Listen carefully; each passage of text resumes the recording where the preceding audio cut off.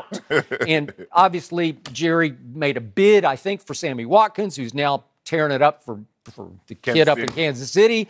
And I don't know how much he offered, but Kansas City offered a lot more. Right. That's not Jerry's M.O. He doesn't lose bidding wars with anybody. Especially if you know you're going to move off Dez Bryant. Why not go ahead and pay the extra? You have to go get somebody. Correct. So you don't have a new Jason Witten and you don't have a Dez Bryant, and your receivers, I'm not even sure you have a number 2. You have a whole bunch of number 3s, and you're going to get by with this collection of number 3s. You got Zeke, you got Dak, but you got a bunch of number 3s, and you don't have any tight ends that I can see except guys who can maybe block a little bit. That's asking an awful lot to bring this kid into that locker room. Okay, I got it. But let's watch what this kid does for Tom Brady. So let's do the Randy Moss comparison. Okay. I'm going to remind everybody, Randy Moss was 30 years of age when he finally landed in New England. And I was close to a lot of people in Oakland the year before that when he flat out quit on the Oakland Raiders. And they were convinced he was just done with football in general. Right. That he'd sort of worn out. He'd taken too many hits. He just didn't enjoy it anymore. And I'm looking at these numbers in Oakland that year. They went 2-14. Now, again, his quarterbacks were Andrew Walter and Aaron Brooks. Yikes. 2-14. They split time. They each started 8 games. And he caught 42 balls for 533 yards and a grand total of 3 touchdowns. That was in 13 games with those 2 quarterbacks. Then he goes to Tom Brady.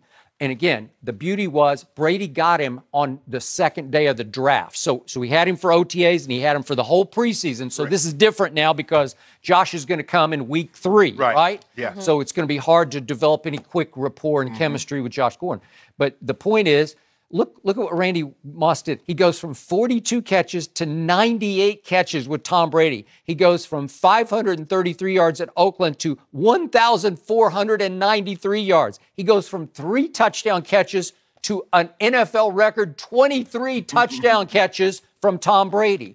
And the most amazing thing about that team, which obviously went 16-0, they set the all-time record for points scored on the road. They were going, it was like the road show. It was like a traveling rock concert. They were lighting people up. They were scoring outrageous points on the road, 314 points. They scored 56 at Buffalo, 49 at Miami, 48 at Dallas, 38 at the Jets and the Giants.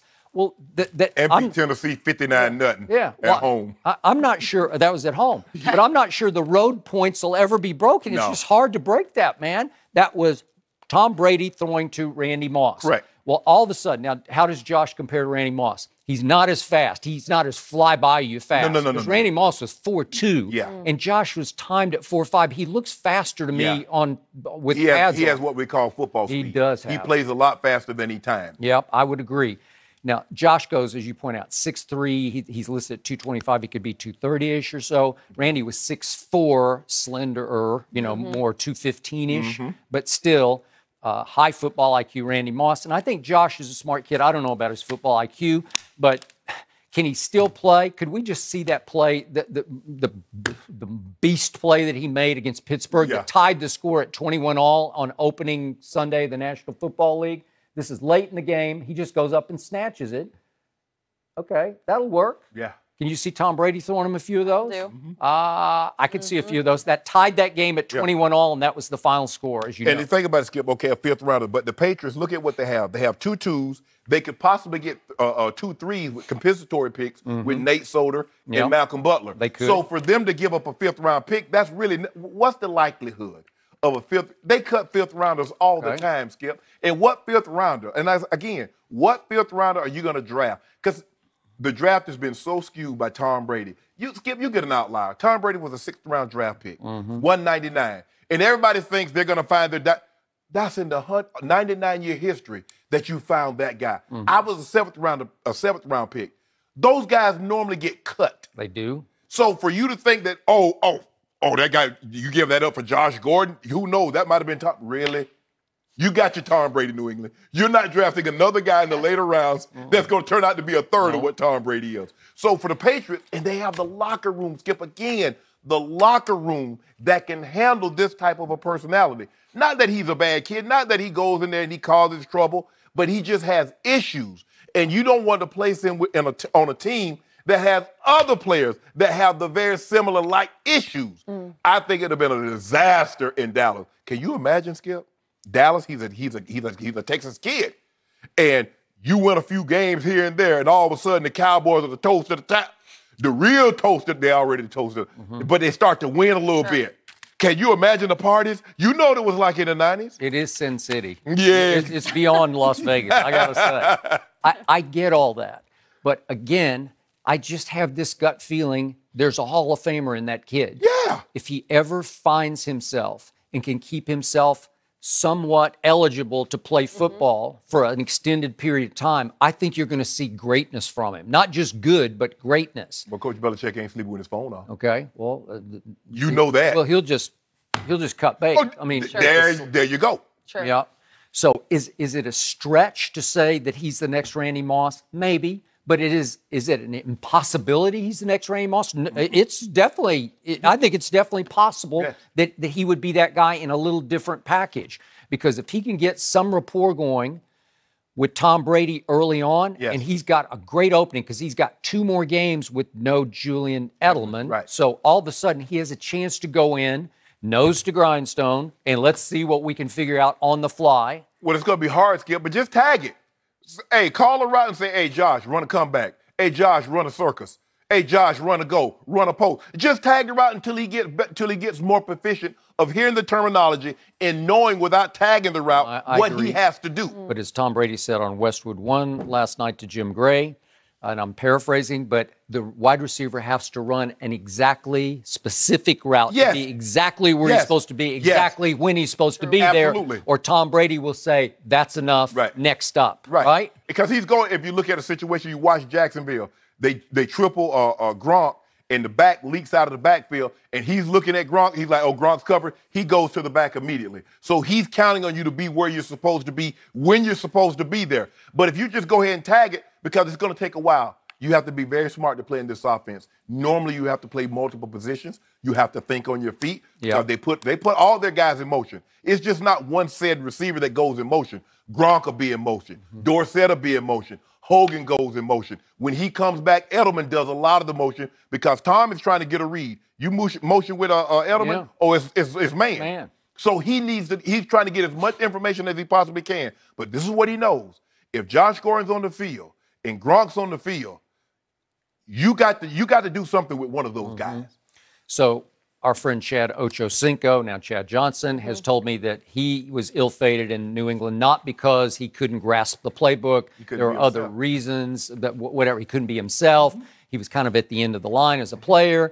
And he gets mad if I say he just couldn't quite process the whole playbook fast enough for Tom Brady. He was more ad-lib. See, Skip, in Cincinnati, if you called a route, so let's just say for the sake of argument, they had a end-breaking route, and the DB lined up inside. Chad would automatically know that Carson's going to throw me the out route, so he just run the out. That's not how it works in New England. If they call a route, I don't care where that cornerback lines up at. You better run that route. So there is no ad-lib. There is no improvisation. You run said route, which Ochocinco couldn't do that. So now all of a sudden you're looking at him like, Skip, he didn't drop off a cliff like that. Because he still could run. He still had the jerkiness. He still had the suddenness. But he couldn't be himself. He couldn't ad-lib. When Tom says, I want you 10, roll to 12, fall off the table, 10 to 12, roll off the table. If the DB's line up outside, don't you run no end. You better fight across his face. I got the feeling back in, say, 2004 in Cincinnati that Carson Palmer would basically say in the huddle, TJ is in Hushmanzada. TJ, you run a slant, and Chad, you just go long. Right? Seriously, Or you just get go open. long. Just get open. Just run. I'll find you. I'll just throw it out there, and you go run to it. Right? So, how quickly can Josh process this? I'm going to guess pretty quickly. Look, here's the basic bottom line difference. Did Randy Moss occasionally have some recreational drug issues going on that didn't really affect him on the field? Maybe so. But in Josh's case, he's got way beyond recreational drug issues that have plagued him his whole life, his whole football life, back to high school. So can he beat the demons? They suggested, some of the Browns insiders, that he showed up Saturday, not himself. And there's like, okay. And that was it. It's like, now we gotta let this go. I mean, is it possible he's going to fail another test and get suspended again? Because if he gets suspended again, I don't know for how long, although they seem to be. Oh, it's a year. Yeah, but they seem to be loosening up on the drug policy to some degree. I don't know. Seems like in the Randy Gregory situation. Right. But again, I think Belichick just made a really sweet move. And I think it could pay off high dividends. And there's really no downside to this, Skip. Yeah. Because they don't really have receivers now that they can count on to go beat man coverage when Gronk is getting double and triple team. Like I said, if Gronk can do his thing where they spend so much attention to him, and you have Edelman because you have to double him because he's doing in and out, well, you'll lose Chris Hogan. But when Gronk, and then you're like, okay, they take A.J. Boye, where Hogan going? I don't know. I don't even know how Tom Brady scored 20 points at Jacksonville. Seriously, I think it was a minor miracle he scored 20 points with what he was throwing to, because he ends up hitting Chris Hogan for the last 2 touchdowns. Right. And Chris Hogan, undrafted out of Monmouth, a former lacrosse player. Right. Really? Okay. Right. All right. He'll flash. There's a reason why he went undrafted. He will flash, Skip. Okay. And he can make some plays. All right, but is that your go-to? No. Gronk is still the guy, and teams are going to make a concerted effort to take Gronk out of it. This is where you need a guy like that. Yeah, this guy's the game changer. This guy, he scares everybody. Yeah. And if any quarterback can make Josh work, make him find himself on and off the field, I believe it's Tom Brady. So good for them. I played with a guy growing up. My job was to get him to the field. Because once we got him to the field, I had to go wake him up, make sure he came to school, because back then, if you didn't come to school, you couldn't play. My job was to get him to the field. Then what happened? Oh, he was hell on the field. Okay, but then what happened to him? When you went on? Yeah, you when went I on could to Savannah State? Or? No, when I could no longer get him up. We were young. We were like 11, 12. Oh, wow. But when I could no longer get him up. That's it. Do you know where he is today? I think he's back in my hometown. He had some problems with living that fast life. He was way more talented than I was. Way more talented. And I was talented. But he had me beat. But what he wanted to do and where he wanted to go and what I wanted to do and where I wanted to go were light years apart. Well, it brings up that point about the talent of Gordon. I mean, we know what he can do. Hopefully a fresh start can do the body well, because that can happen. So I hope so. Production and tolerance, Skip. They saw that production, and they were Cleveland tolerated as much as they could. But they say, you haven't given us production in a long time. So now the tolerance level is higher than production. We got to let you go. Let's see what he can do. Okay, Skip and Shannon got heated over the Clay Matthews penalty yesterday, but did the league admit they made a mistake? We'll discuss next.